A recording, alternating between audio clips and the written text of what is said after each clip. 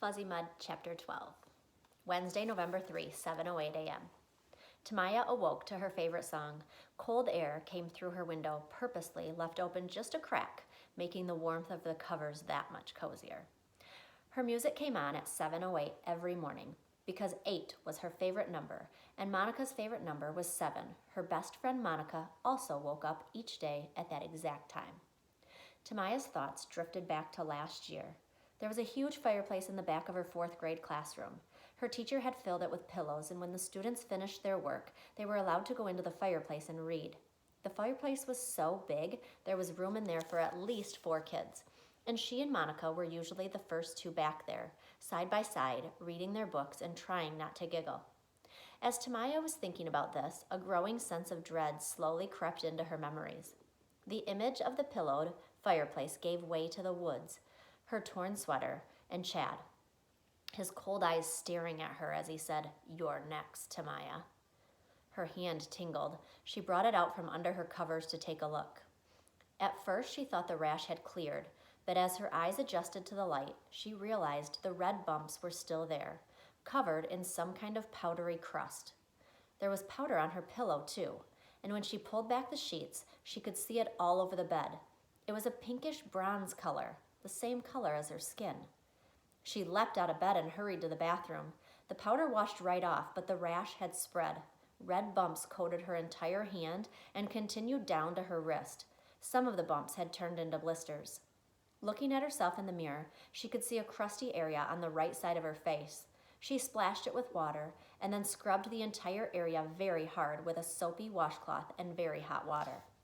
There didn't appear to be any bumps on her face. It looked a little red, but that could have been from her scrubbing so hard. Her mother's jar of Miracle hand cream was in Tamaya's bathroom. The night before, she had dabbed a little bit on each bump and then gently rubbed it in. Now she went whole hog. She dug her fingers deep into the chalky ointment and pulled out a big glob of the stuff. She smeared it on thickly over the entire area. She returned to her bedroom, where she bundled up her sheets. Then she took them to the washing machine. She set the temperature gauge to hot. "You're washing your sheets now?" Tamaya spun around. Her mother was already dressed, wearing a cranberry-colored skirt and jacket. Her eyeshadow was the same color as her clothes. "Because of my rash," Tamaya told her, "so it doesn't spread." "Let me see." Tamaya held out her hand. "It looks a little better, I think," her mother said. Tamaya knew that was because it was covered up by the hand cream, but she didn't say anything. Her mother's breath smelled like toothpaste and coffee. "Tell you what," her mother said, "you tell Marshall I'll be picking you up right after school today. I can give him a ride home too, if he wants, but then I'm taking you to see Dr. Sanchez." Tamaya nodded, glad that her rash would get treated. 2 times 64 is 128. 2 times 128 is 256. She put on her backpack, positioning the straps so they covered the hole in her sweater, then walked quickly through the house and on out the door before her mother could get too good of a look at her. She still didn't know how she would explain the hole. She reached Marshall's house just as he was coming outside. He was wearing his old glasses. He had switched from glasses to contacts over the summer. She liked his glasses better. She had thought his face looked blank without them. "You're wearing your glasses," she said. He shrugged, then said, "I lost my contacts in the woods." Oh. In her mind, she could see Chad slugging him in the face, his contacts flying out of his eyes, although she realized it might not have happened that way at all. She could see no bruises on his face. He just looked tired and washed out, like he hadn't slept for 6 days. He dragged his feet as he walked. On other days, Tamaya had to struggle just to keep up with him, but as they continued slowly up the sidewalk, she began to worry that they might be late. Her tingling sensation had become more of a prickling.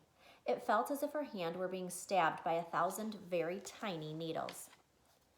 "Oh, my mom's picking me up after school," she told Marshall. "She's taking me to the doctor, 'cause I got a rash or something in the woods."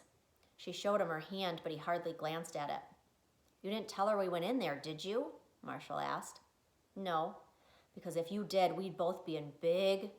"I said I didn't tell her." "Good. She can give you a ride home too if you want." "Yeah, whatever." Marshall said, but she knew he was glad for the ride, glad to be safe from Chad. They turned onto Richmond Road. There was a lot of early morning traffic, and once again, Tamaya realized how much safer Marshall would have been if they had just walked home the usual way. She wouldn't have torn her sweater. He wouldn't have lost his contacts. And she probably wouldn't have gotten the rash either, she thought, although she wasn't really sure how she had gotten that. As they walked alongside the woods, that feeling of dread she had had when she first woke up returned. It seemed to grow a little heavier with each step. She couldn't pinpoint exactly what it was she was dreading. She didn't think she was all that afraid of Chad. As long as other people were around, it was something different, something worse. It was as if she knew something terrible was about to happen, but it was so bad her brain wouldn't allow her to think about it. They reached Woodridge Lane. "This is where I was supposed to meet him," said Marshall. There was an area of weeds and dirt between the sidewalk and the fence. Tamaya figured that Chad must have climbed the fence and gone into the woods when Marshall didn't show up.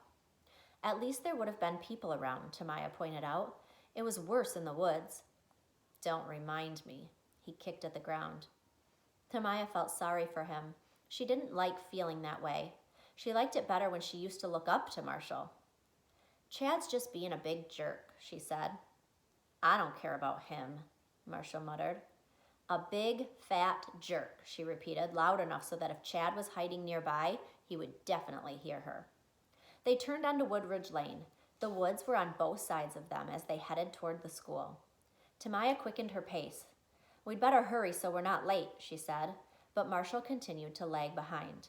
She walked faster and faster, and then something inside her made her want to run.